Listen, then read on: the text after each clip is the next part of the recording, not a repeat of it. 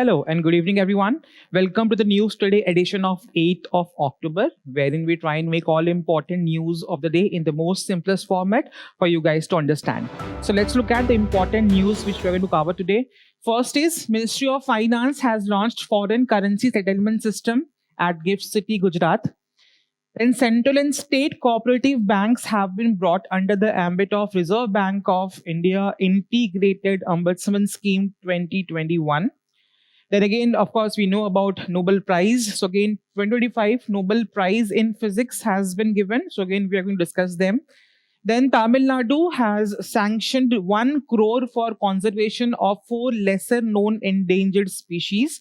And National Payment Corporation of India has launched new digital payment initiatives. We are also going to discuss few quick updates for the day. So the very first news is Ministry of Finance has launched foreign currency settlement system at Gift City of Gujarat. Very important news. So before that, it is very important to understand these kind of news. Maybe there could be a question in prelims examination from certain areas which I'm going to discuss, as well as in paper number 3 of GS, that is economics, it is going to be used. Then as far as this area is concerned, recently, Ministry of Finance has launched a foreign currency settlement system. What exactly is this foreign currency settlement system? Technically, if you understand, if you're in Gift City, we know about Gift City. Let's say if a bank is operating, or an Indian bank is operating in Gift City, if it is transacting in US dollars, the settlement has to pass through a multi-stage process. For example, if Indian bank in a Gift City wanted for any transaction to be happening in dollars, it was earlier requiring few of the checks. Example, I'll tell you how. So in the earlier system and with this new system, what exactly is the difference? This is how you're going to get to know the difference in a more clarified manner. Firstly, again, if any bank was doing any kind of transaction in dollars in Gift City, the money was routed via foreign banks, again, or the correspondent bank which was associated. But with this new system, there is a direct settlement of the transaction. There is no requirement of any of correspondent bank for the settlement process. Directly it is being done with this particular process. Then again, earlier, it required 36 to 48 hours of time for settlement of a particular payment. Imagine a particular payment requiring 48 hours of maximum time for settlement. How would you expect maybe a very timely payment to suppliers? So again, this was something which was there a problem. And again, with this system, again, on a very real time or a very near time basis, settlement of the transaction is going to happen.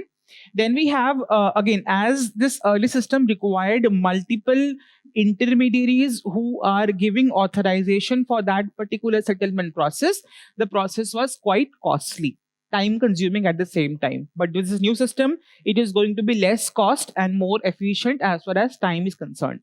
Then again, the transactions was dependent on other countries' system. For example, if a transaction has to be done through US or maybe any European country, so again, we will dependent on the banking system of that particular company. But with this kind of settlement, we are self-relying on Indian ecosystem altogether. And lastly, again, there was a possibility of risk and delays because we were dependent on foreign country system. There was a time consuming, a lot of authorization was needed to be done. But with this new system, it is going to create a more transparent system. And again, we have more control over such financial transactions settlement is concerned, as far as transactions in this Gift City is concerned. So this is how this was something earlier also happening in, let's say, the cities like Hong Kong and Tokyo, where again, all such settlement system was happening at a very local level. So again, this is one very new initiative, very good initiative as far as the Gift City of India is concerned. This FCSS is basically approved by International Financial Systems Centers Authority, under which act? Payments and Settlement System Act. That is a basic act for all kind of payment settlement in India. If you're doing any kind of payment through UPI transactions, if you're ordering any food through any of the apps, you go to a third party and again you pay, there is the settlement of that payment is done as per as the rules and regulations mentioned in this Payment and Settlement Systems Act of 2007. Very important. Again, these are the areas under which UPSC can frame prelims based questions. And then the main idea, of course, is to promote the idea of settlement of any kind of transactions which is being done in foreign currency directly in then and there itself, without going through any kind of banking correspondence or any of the level of check for any other country as far as settlement of these foreign currency transactions were concerned. Very important development. Again, you can use them in your answers, as well as maybe international financial inclusion is concerned, right? So again, all such areas in terms of ease of doing business in India is concerned. Again, these are the examples which could be used in your answers. Then in general, basically about GIFT City, IFCA. Again, you know about GIFT City. Again, it is a basic operational smart city, which is India's only international financial service center. Under this service centers, again, there are multiple kind of financial institutions, banks who are operating. And again, they are not governed by Indian rules and regulations. They are governed under different set of rules and regulations. So that is how it is. It is again a platform or a global platform for Indian and foreign financial players to trade, invest, and manage money. Again, basic details about GIFT City you must have read. Again, they are coming under International Financial Service Centers Authority Act of 2019. Any kind of financial institutions or activities under the GIFT City are governed by this single regulator. That is the basic idea. Unlike, again, we have for banking, we have RBI. For maybe capital markets, money markets, we have SEBI. Again, for GIFT City, we have this as an authority, and again, its headquarters is in GIFT City, Gujarat. That is a basic idea. So again, very important development which has happened with respect to the GIFT City of Gujarat. Now, the next news is RBI has brought central and state cooperative banks under Integrated Ombudsman Scheme 2021. Again, a very important topic as far as banking and non-banking financial companies of paper number 3 is concerned. In prelims examination, we have seen down the line, many questions has been asked from the chapter of banking and money. So again, different kind of banks are there in the country. They are regulated by Reserve Bank of India. Now I'm asking you a question. With this, let's say if any kind of complaint you have with respect to any of the issues with respect to bank is concerned, you can directly approach the banking ombudsman, which is appointed by Reserve Bank of India, which is basically a senior official who is going to address all complaints against any banks operating in the country.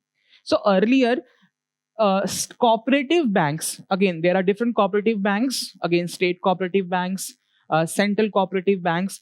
Both of them were not earlier coming under this ombudsman scheme. For example, any consumer who had complaint against this urban or rural state cooperative banks in India, they cannot approach the banking ombudsman. But with this scheme, it is now coming under the ambit of this Integrated Ombudsman Scheme of 2021. So basically now, for any services, for example, delay in services, wrong charges, unfair treatment, any kind of complaint you have with respect to cooperative banks operating at central or state level, you can approach the banking ombudsman as per this particular new mechanism. Then what exactly is this banking integrated ombudsman scheme of RBI, which was launched in the year 2021? So basically, technically a helpline for customers or for non-banking financial companies. Against any of them, if you have any complaint, you can directly approach the banking ombudsman. So again, the objective was to treat and give customers a very fast, free and fair way to resolve all of their banking complaints. It is coming under the Section 35A of Banking Regulation Act of 1949. Very important. Again, these are the facts which you're going to remember as far as prelims questions are concerned. And again, it was launched in the year 2021. So what earlier this scheme was covering, these kind of banks. For example, all commercial banks in the country were governed under the ombudsman scheme.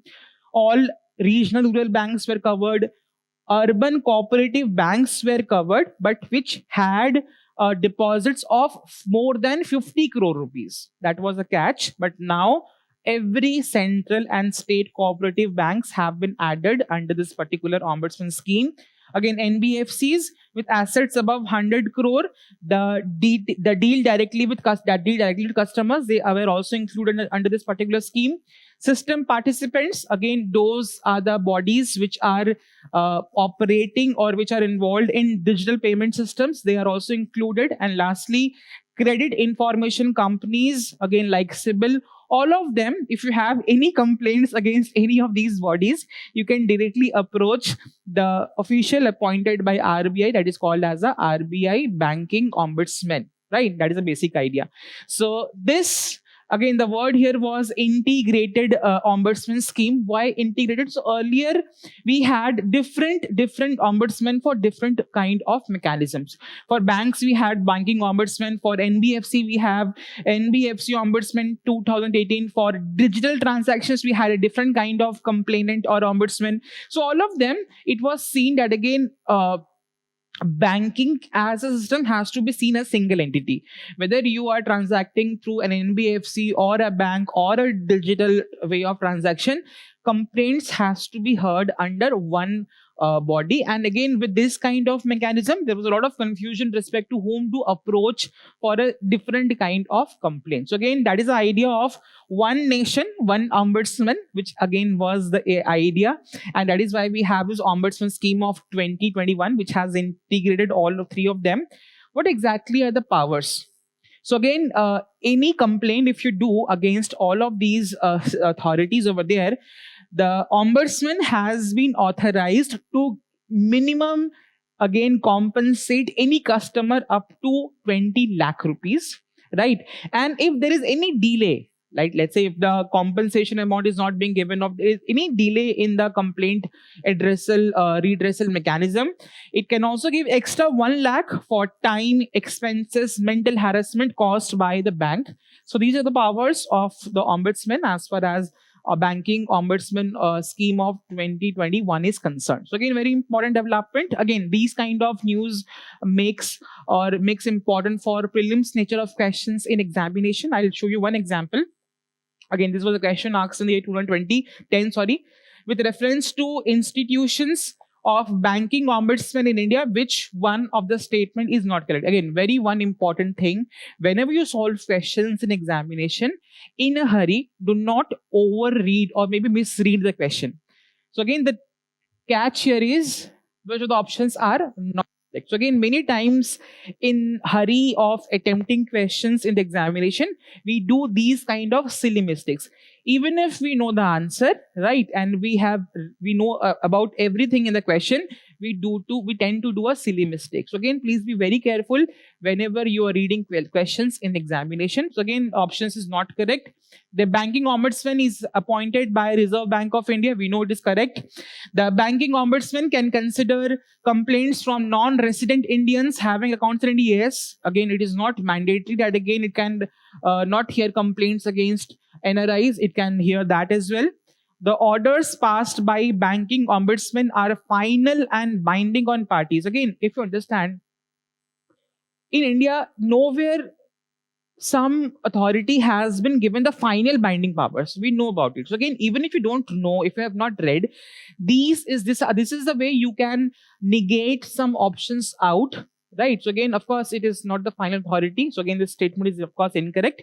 The services provided by banking ombudsman is free of any fee. Yes, of course, they are not charging any kind of fee for any kind of complaint redressal mechanism. So this is also correct. So the incorrect option here is C. Then the next news which we're going to cover is, again, the Nobel Prize in Physics has been awarded to John Clark, Michael Deverett, and John Martinez, and they have been awarded for showing quantum behavior in macroscopic hand size system. So again, don't get too much into the technicality of the why this news has been given. What exactly are the technical areas of this physics development? No. A basic understanding, a very simple understanding. for a common person or for a person who is writing this examination is that much is required. No detailed analysis is required as far as the technicality of the Nobel Prize topic is concerned. So again, let's look at, so again, we all know about quantum mechanics. So again, quantum mechanics is that branch of physics which deals with the study of small particles. For example, particles or study of matter and energy of very small scales. For examples, atoms, protons, electrons. So these are the ones who behave in a different manner, like they can behave as a wave or as well as a particle. So again, that is the basic idea of quantum mechanics. So again, what are some of the special features of these quantum mechanics? So with this, these small particles have a different kind of what I call as a magical properties. For example, they are having a superposition properties. They can be at a very same time at two places. Again, this is magic. So again, just on a lighter note, so again, they have a property of what we call as superposition, that again, being at two states at one time. Then again, they have a property of quantum tunneling. They can pass through different barriers. That is a property of quantum particles. And then lastly, they have energy quantization, that is energy changes in fixed packets or quantums. So these are the properties of quantum particles. So again, with respect to quantum particles, it was basically observed at a microscopic level. For example, we cannot see with naked eyes electrons, protons, atoms. So this was something which physicists were concerned. Can we experience some of the quantum physics properties whenever we talk about some macroscopic particles? Examples of some macroscopic particles, something which we can see with naked eyes, for example, a ball or any handful or small amount of any substance or anything which we can see through naked eyes. So do these also exhibit quantum mechanics or quantum principles? That was a study which was being done in last 40 years by these physicists, and that is why they have been given Nobel Prize. So again, this is possible. Let's see how. So again, the big question was, can quantum mechanics apply to large systems? We have seen quantum mechanics apply to small atoms, protons, electrons, but not to big or maybe something which you can see through our naked eyes. Clear? So this was something which was done, and scientists has believed that again, all the three properties which we have discussed as far as the quantum particles are concerned, they are also exhibited at a macroscopic level. We discussed this at a microscopic level, again, which the particles which are not visible through naked eyes, but at macroscopic level as well, we experience what we call as quantum mechanics. That was something which was being researched, and that is why they have got Nobel Prize. That is, that they have proved that quantum rules still work even at a human scale level. Right? So what exactly they have discovered? So they have done an experiment which we call as Josephson junction. So again, they have basically made a circuit. Example like this, I'll show you. So technically, let's say if you imagine there is a wall and there's a ball. Can a ball pass through that particular barrier? No. So that was something which was seen. But again, as far as quantum mechanics is concerned, they can do a process, what you call it, because we have seen that one property of quantum particles, that they can pass through certain barriers that we call as quantum tunneling. So again, this was something which is also observed at macroscopic level. So what they have done, they have basically made a sandwich between two superconductors. What are superconductors? Superconductors have a very in fact, they have zero resistance in terms of passage of current. They have a very great conductivity. So between these superconductors, one thin layer of an insulator was done. So insulator would act as a barrier. So technically, current cannot pass through insulators. So in this electric circuit, it was observed that again, even if through that barrier, this big quantum particle could pass through and could tunnel through. That is the idea which these scientists have discovered, right? So with this, what they have done, that they have basically two superconductors were separated by an insulating layer, which I discussed. And this junction was basically called as Josephson junction. What they have observed, that even though insulators block current, electrons tunneled through the barrier. So again, if you see here, the insulators was a barrier, even if electrons tunneled through that particular circuit, which was observed in this particular experiment. And the circuit behaved as a quantum system. What is a quantum system? That is absorbing and emitting discrete energy at discrete levels. Clear? So again, what exactly is quantum tunneling? Maybe as I discussed, a ball cannot pass through a wall or a barrier. But in the quantum tunneling mechanism, there is a chance that in quantum mechanics, such particles can pass through the barrier. That is something which you call as tunnel. Without breaking that barrier, they can pass through it. That is the idea which they have been discussed. So the scientists showed this effect in electronic circuits. So again, as far as circuits were concerned, this Josephson circuit was constructed. And again, they showcased that again, yes, at a macroscopic level as well. This is the quantum properties which was only observed at a microscopic level. They are also experienced at macroscopic level as well. So again, they have proved that macroscopic systems can show quantum tunneling in India. Clear? Then in terms of again, what exactly is its utility? So again, they are sometimes, again, they are used, this kind of discoveries is basically used for the purpose of quantum computers development, for quantum sensors, for microchips development, and for medical imaging. So these are the few areas which could be developed, which is going to see a huge amount of impact as far as this discovery is concerned. So again, very important topic. Many times in prelims examination, there have been questions wherein they ask you on what topic, on what area the Nobel Prize has been given. So this is something which is going to help you down as far as that particular nature of questions are concerned in this examination. Okay.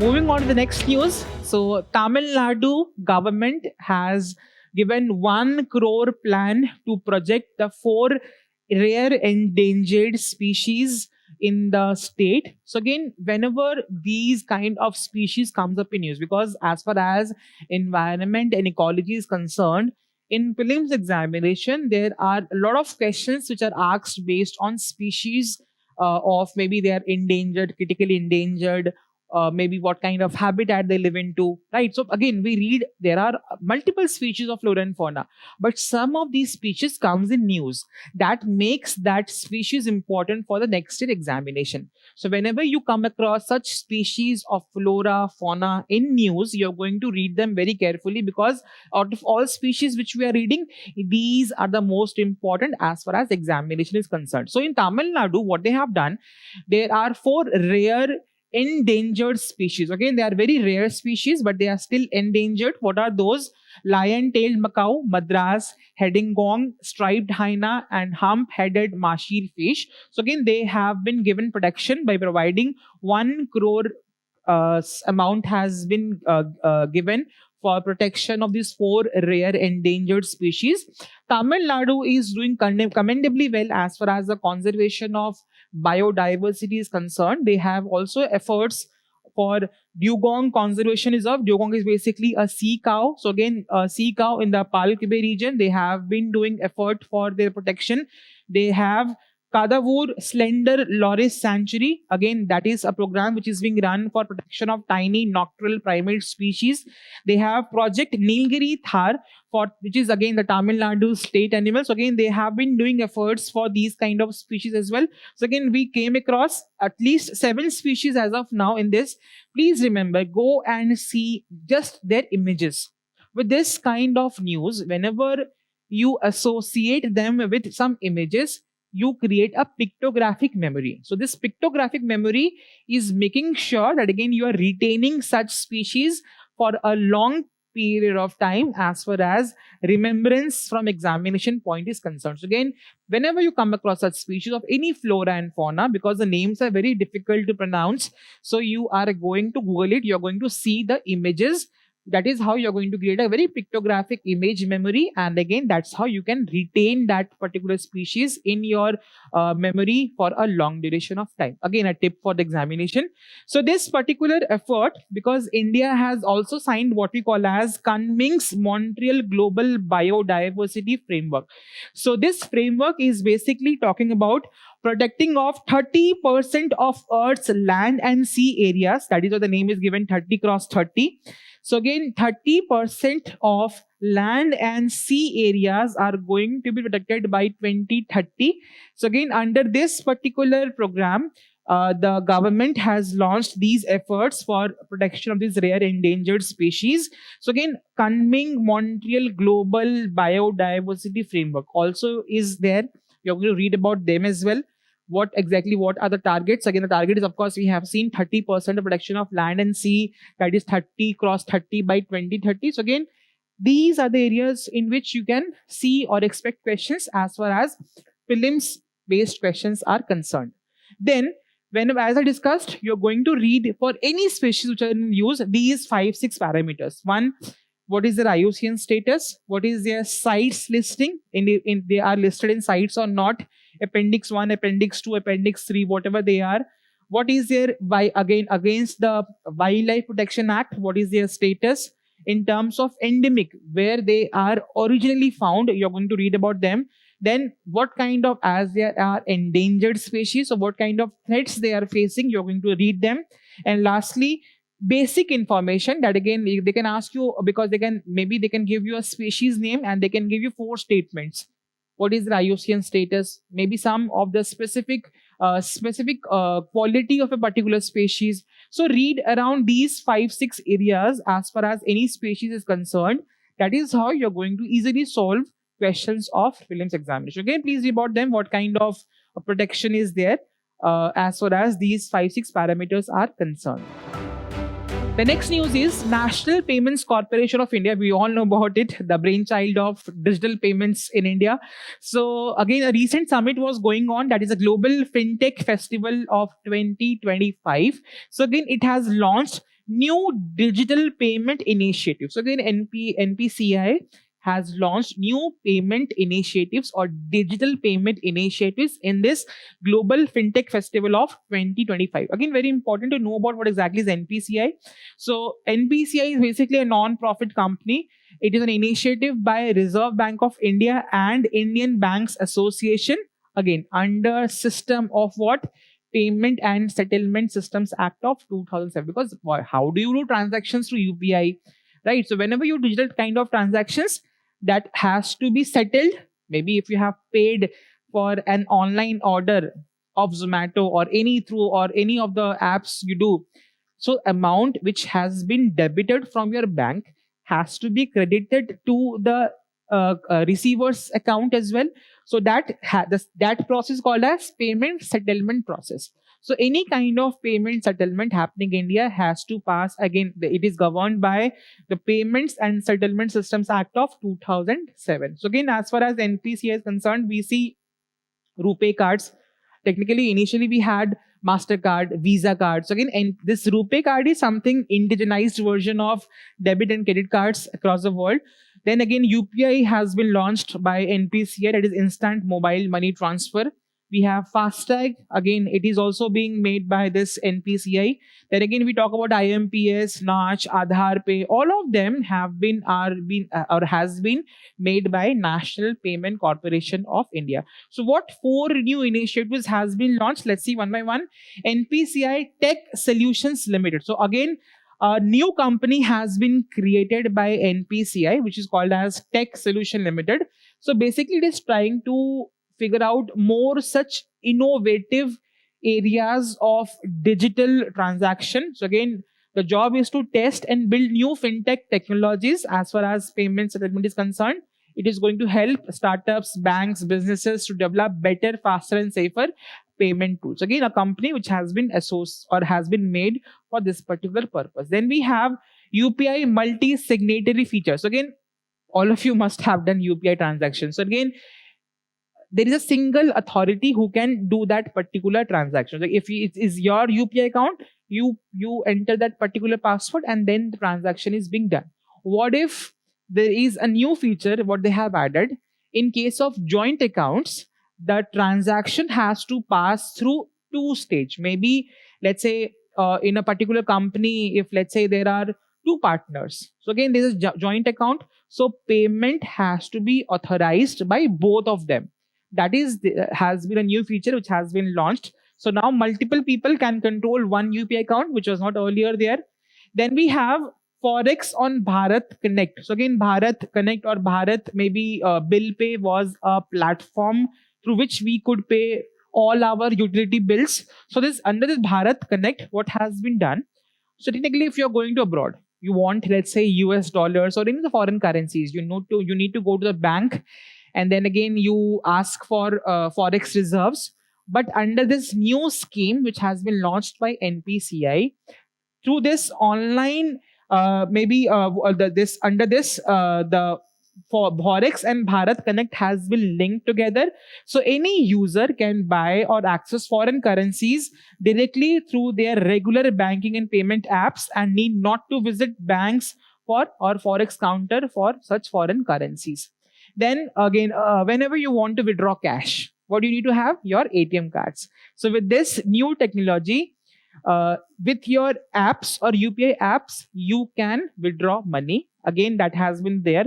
So PPI, the people can use or to their UPI accounts to withdraw cash using UPI again at micro ATMs, and they just are supposed to scan the QR code and UPI in their phone, and then basically they can do that or cash withdrawal by using their UPI accounts. Again, these are the 4 new initiatives which has been launched by NPCI in this new summit of Global FinTech Summit of 2025. Very important developments. Again, probable questions as far as prelims examination is concerned. You can use them as far as the idea of digital inclusion, digital financial inclusion is concerned in India. That is how it has to be done. Now, moving on to the quick updates for the day. So the very first news is 7th Moscow format meeting has been conducted, and Taliban for the very first time has participated as a formal member in this particular meeting. So this meeting was basically this body of that Moscow format was established in the year 2017, which is basically a regional platform of countries of India, Afghanistan, China, Iran, Kazakhstan, Kyrgyzstan, Pakistan, Russia, Tajikistan, and Uzbekistan. So member countries are these.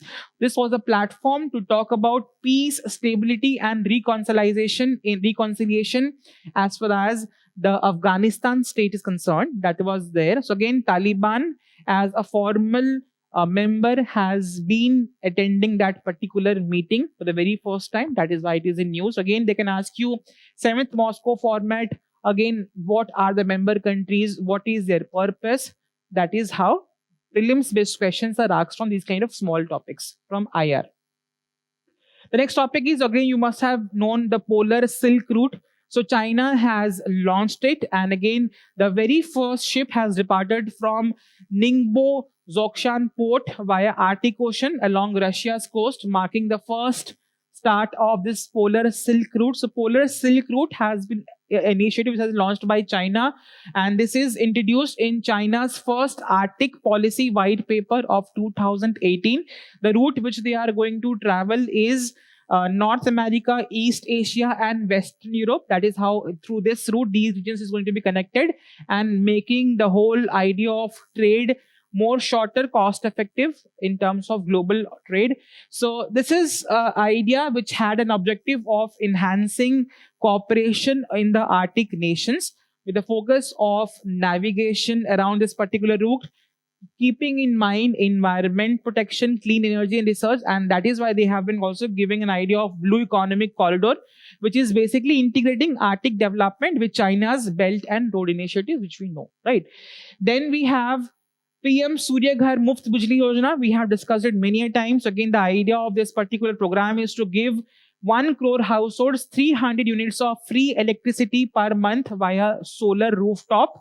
So the nodal ministry is Ministry of New and Renewable Energies, and the world's largest domestic rooftop solar initiative is this PM Surya Ghar Muft Bijli Yojana. It was in news. Why? Because the public sector banks have, as far as now, have sanctioned 5 lakh plus loans under this particular scheme, right? So what are the features of PM Surya Ghar Muft Bijli Yojana? Subsidized maybe solar rooftop in cases of residential households and group housing societies or resident welfare associations. Then again, special states are also going to be given extra 10% of subsidy per kilowatt of energy. And it, again, the solar energy is basically promoting the idea of clean, affordable and self-reliant energy for home. Again, very important development. Then the next topic is Central Board for Indirect Taxes and Customs has introduced an auto approval for IFSC registration. So all of you must know, whenever you have done a banking transactions, every branch of a particular bank has an IFSC code. So under this particular scheme, the IFSC registration is now going to be make an auto approval basis, which is going to make the whole idea of boosting ease of doing business through faster system-based approvals. So what exactly is IFSC? Every bank has a specific IFSC code. Let's say if you are doing any transactions, whenever you're transferring amount through maybe bank or let's say net banking, you are asked your IFSC code. Why? Because that code is unique to every banking branch of that particular area.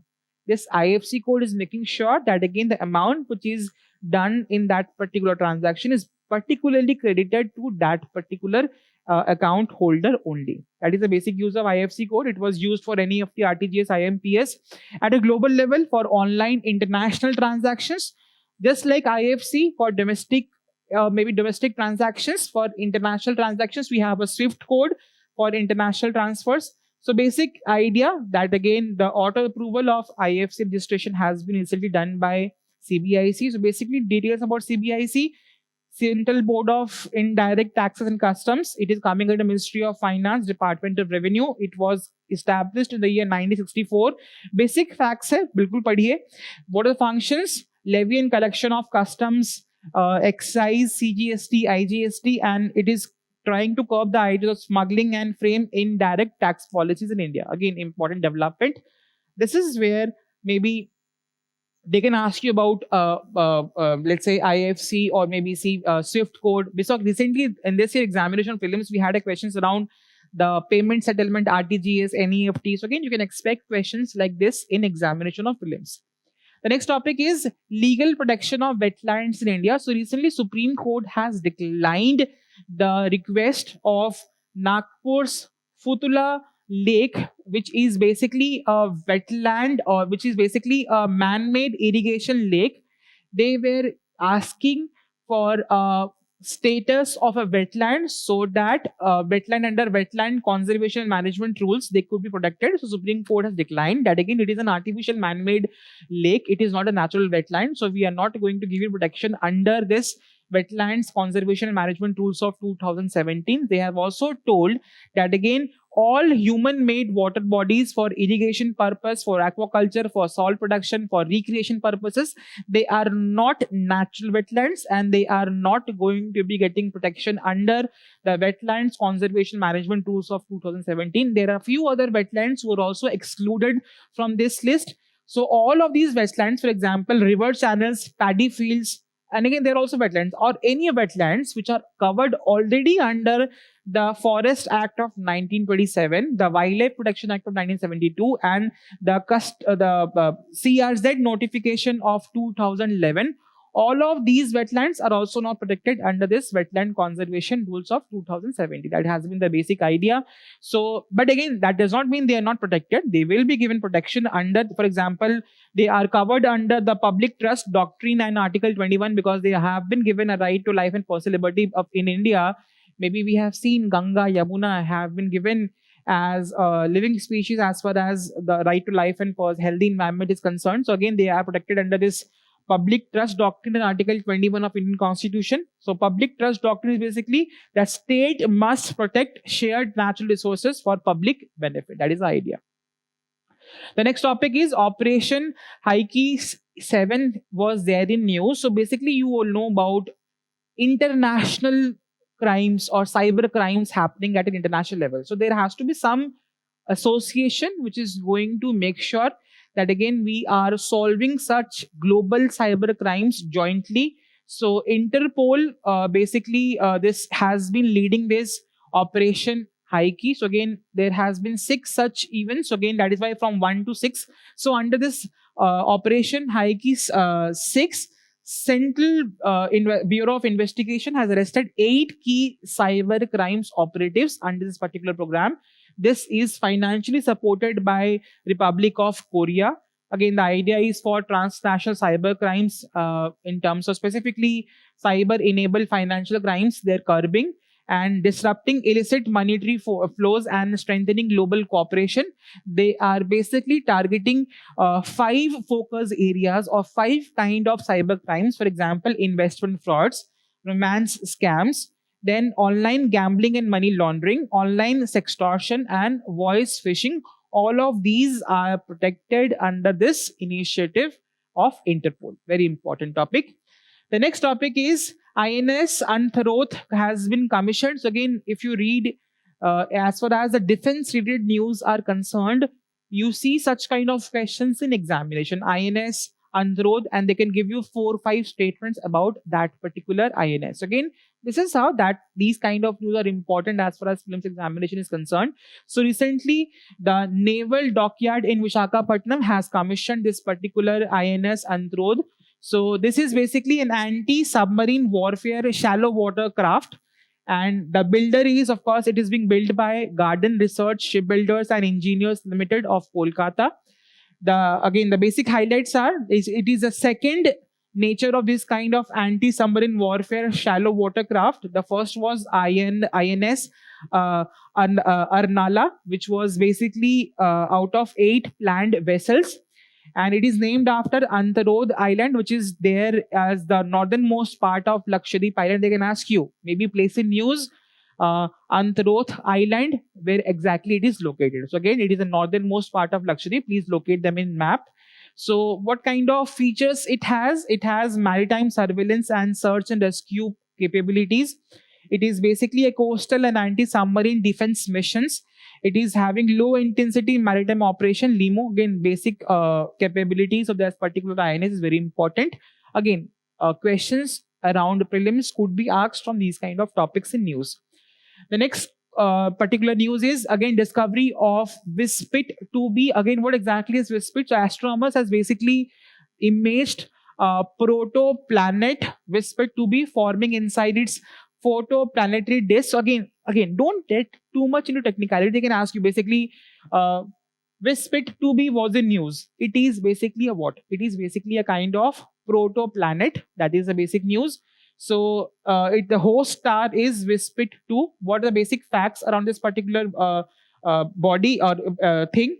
Wispit 2b is basically a giant gas which is having a size 5 times of Jupiter's mass, right? And it is 5 million years old, and it is named after wide separation planets in time, that is Wispit research program. What exactly is its significance? It confirms that gaps in protoplanetary disk are created by developing planets' gravity. That is why you see a giant gas kind of a feature of this. And it provides direct evidence of planet formation in progress, a rare cosmic observation. So again, these kind of discoveries, they are basically reflected in the form of question. They don't ask too much detail. They basically trying to ask and know whether you are aware about such kind of discoveries in space or not, right? So with this, we come to an end of today's discussion. All important questions of prelims which could be framed from the news which we have discussed today will pop up in your screen. It is your responsibility and duty, I emphasize duty, that again you solve such questions, and please post your comments or your answers in the comment section, so that again there is a competitive spirit around all students who are watching this initiative of Vision IS. And lastly, Vision has come up with a digital current affairs platform. Please go and navigate it. It is going to certainly help you a lot in terms of your current affairs preparation. So thank you so very much and have a good night.